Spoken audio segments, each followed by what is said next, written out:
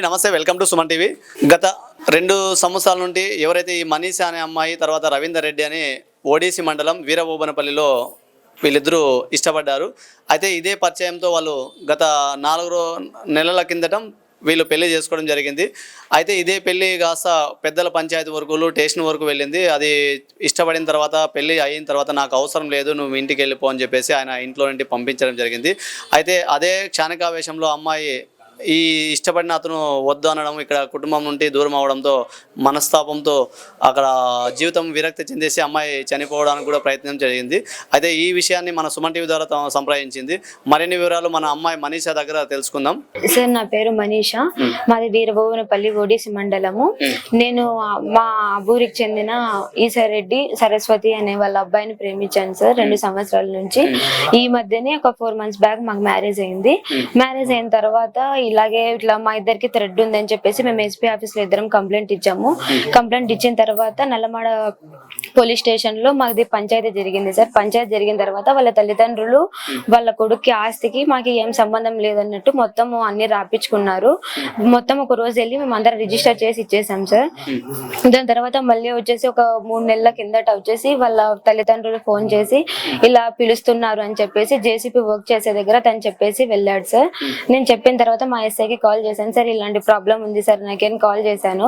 Sir వచ్చేసి చేస్తానమ్మా నేను పిలిపిస్తానని చెప్పారు. అలాగే డిలే అవుతూ ఉంటే నేను ఎస్పీ ఆఫీస్కి వెళ్ళాను.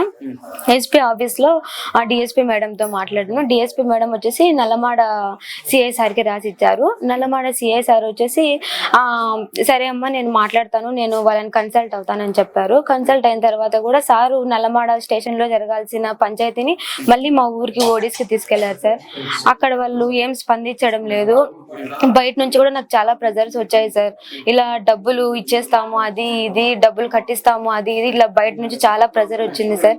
నేను ఆ ప్రెజర్ తట్టుకోలేకనే నేను మందు తాగేసాను సార్, పాయిజన్.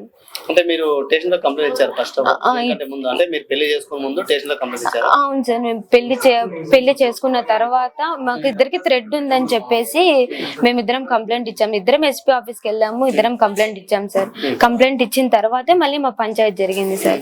ఆ పంచాయతీ తర్వాత ఆస్తి మొత్తం వాళ్ళకి రాసి ఇచ్చేసాము. వాళ్ళ కొడుకు నాకే సంబంధం లేదన్నట్టు రాసి ఇచ్చేసాం సార్. లేదు లేదు సార్, లేదు, రిజిస్టర్ ఆఫీస్ లో రిజిస్టర్ చేసి ఇచ్చాం సార్. రిజిస్టర్ ఆఫీస్ లో రిజిస్టర్ చేసి 2 years నుంచి ఉంది. ఈ 2 years నుంచి మీరు పెళ్లి చేసుకోవడం 4 నెలలు, 4 months అవుతుంది అంతే సార్. October 11th. ఇక్కడ మీరు ఇక్కడ ఉన్నారా, బెంగళూరులో ఉన్నారా? బెంగళూరులోనే ఉన్నాం సార్. మేము అప్పటి నుంచి బెంగళూరులోనే ఉన్నాం. నేను అమెజాన్ కంపెనీకి వెళ్తాను సార్. తను జేసీపీ వర్క్ కి వెళ్తాడు సార్ తను. ఇలా వచ్చేసి ఎస్పీ ఆఫీస్ లో కూడా న్యాయం జరగలేదు సార్. ఇలాగే ఈ రోజు రేపు అన్నట్టుగానే మాట్లాడుతున్నారు. ఫస్ట్ ఓడిస్ లో ఇచ్చాం సార్. ఓడిస్ లో ఇచ్చాం సార్. సారే చెప్పారు సార్, ఇప్పుడు మీకు ఏమన్నా ఇబ్బంది అయితే మళ్ళీ నా దగ్గరికి రామ్మ, నువ్వు ఏ విషయంకైనా కానీ ఏదైనా చిన్న ప్రాబ్లం వచ్చినా నాకు కాల్ చెయ్యి అని చెప్పారు ఫస్ట్ లో పంచాయతీ జరిగినప్పుడే. ఆ ఉద్దేశంతోనే నేను సార్ని కన్సల్ట్ అయ్యాను. సార్ని కన్సల్ట్ అయిన తర్వాత ఇలా పండుగలు ఉన్నాయి అవి ఇవి అనేసరికి డిలే అయింది సార్. డిలే అయ్యేసరికి అప్పటికే 15 రోజులు గడిచింది సార్. వాళ్ళ తల్లిదండ్రుల దగ్గరే ఉన్నాడనే ఇన్ఫర్మేషన్ నాకు ఉంది. దాని తర్వాత పెళ్లి చేసుకుని మీ దగ్గర ఉంటారు. 4 నెలలు అయిందండి పెళ్ళి 4 నెలలు మీరు బెంగళూరులో ఉన్నారు. మళ్ళీ మీ ఊరికి ఎందుకు వచ్చారు? లేదు సార్, నేను రాలేదు సార్. నేను ఆ రోజు షిఫ్ట్ కి వెళ్ళాను సార్. నేను వర్క్ మీద వెళ్ళాను. అంటే మా హస్బెండ్ చెప్పాడు సార్, 2 days బ్యాక్ చెప్పాడు, ఇలా మా ఇంటి నుంచి కొంచెం ప్రెజర్ ఉంది అన్న విషయం తను నాకు చెప్పాడు. ఇన్ఫార్మ్ చేయలేదు సార్. 11 o'clock అలా నాకు కాల్ చేశాడు, మాట్లాడాడు, నార్మల్ గా మాట్లాడాడు సార్. ఇక్కడ జేసీపీ ఓనర్ వాళ్ళకి చెప్పాడు సార్, ఇలా మా నాన్నకి హెల్త్ బాగాలేదు అనేసి వెళ్తున్నాను అని చెప్పాడు. 15 రోజుల నుండి అసలు నన్ను కాంటాక్ట్ కూడా అవ్వలేదు సార్ తను. ఇప్పుడు పాయిజన్ ఎక్కడ మీ ఊరు ఇక్కడ మీ ఊర్లో తీసుకున్నావా లేకుంటే? లేదు సార్, ఇట్లా ఓడిసి పంచాయతీ ఓడిసికే పిలిచారు సార్ స్టేషన్ లేకి. నేను అక్కడికి సిఐ సారు ఎస్ఐ సార్ ఇద్దరు ఉన్నారు. వాళ్ళ సమక్షంలోనే మేము ఇద్దరం మాట్లాడుకున్నాం సార్. మాట్లాడుకున్న తర్వాత ఇంకా వాళ్ళు ఏదే రెస్పాండ్ అవ్వకపోయేసరికి నేను స్టేషన్ లోనే ఇప్పుడు మీ ఆయన ఏమన్నాడు, వద్దన్నాడా? సార్ ఆ విషయం ఏం చెప్పలేదు సార్, ఏవో చిన్న చిన్న కారణాలు చెప్తున్నాడు సార్ ఇప్పుడు అతను. ఆస్తి విషయాల్లో మీ అత్తమ్మ వరకు సంబంధం కదా. అవును సార్. ఇప్పుడు మీ ఆయన ఏమన్నాడు మీ దగ్గర, నువ్వు కావాలన్నాడు వద్దన్నాడు? ఫస్ట్ అయితే నాకు వద్దనే అన్నాడు సార్. దాని తర్వాత నేను సార్ 1 hour అలా మాట్లాడండి అమ్మా మీరిద్దరు అని చెప్పారు పర్సనల్ గా. నేను మాట్లాడాను సార్. మాట్లాడేసరికి ఇవే ఏవో చిన్న చిన్న కారణాలు చెప్తుంటే నేను ఇంకా అది తట్టుకోలేక నేను తాగేసాను సార్. ఇప్పుడు కూడా మీరు సాధించుకునే ఏదైనా స్టేషన్ వరకు వెళ్ళి మీ పేరెంట్స్ డిస్కషన్ చేసుకోవాలి కదా సార్. నేను చెప్పినారా మీరు మీ పేరెంట్స్? చెప్పాను సార్. పంచాయతీ జరిగినప్పుడు అందరూ వచ్చారు సార్, వాళ్ళ కుటుంబ సభ్యులు మా కుటుంబ సభ్యులు అందరూ వచ్చారు. నీకు ఏదైనా జరిగిందంటే కదా ప్రాణం పోయినట్లే కదా, మళ్ళీ మీ ఆయన ఫైనల్ గా ఏమన్నాడు? సార్ ఇంకా ఏం చెప్పలేదు సార్. నేను ఇలా పాయిజన్ తీసుకునేసరికి హాస్పిటల్లో జాయిన్ చేశారు. దాని తర్వాత లేదు సార్, తను నేను స్టేషన్ లోనే పెట్టినారు సార్. స్టేషన్ లోనే ఉన్నాడు సార్. ఇక్కడ తర్వాత వెళ్ళి మాట్లాడాలి సార్. మరి ఇంకేముంది, స్టేషన్ లో ఉన్నప్పుడు ఇలా నిర్ణయం తీసుకోకుండా నువ్వు భర్త కావాలని నువ్వు ఇప్పుడు ఏం ఎక్స్పెక్ట్ చేస్తున్నావు? మా హస్బెండే కావాలని.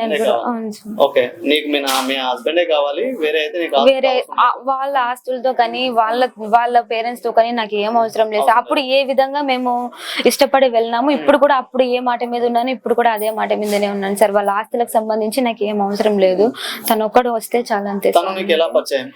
ఇంటికి ఎదురుగానే సార్, మా ఇంట్లో ఒకే ఊరు ఎదురుగానే. ఒక ఊరు అంతే సార్. అయితే ఇప్పుడు ఫైనల్ గా మీరు బెంగళూరుకి వెళ్ళిన తర్వాత ఎన్ని ఇయర్స్ ఉన్నారు బెంగళూరులో? 3 months ఉన్నాం అంతే సార్. అంటే మీరు పెళ్లి కోసమే బెంగళూరుకి వెళ్ళారు? లేదు సార్, మేము మ్యారేజ్ ఇక్కడ గుత్తి దగ్గర సుంకులమ్మ టెంపుల్ లో మ్యారేజ్ చేసుకున్నాం సార్. పంచాయతీ అయిపోయిన తర్వాత బెంగళూరుకి వెళ్ళాం సార్. మేము ఎక్కడ రిజిస్టర్ మ్యారేజ్ చేసుకున్నారా? జస్ట్ టెంపుల్ లో మ్యారేజ్ చేసుకున్నాం.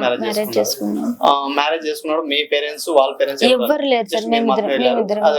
ఏదో టెంపుల్ లో చేసుకున్నారు, మళ్ళీ రిజిస్టర్ ఆఫీస్ లో చేశారా?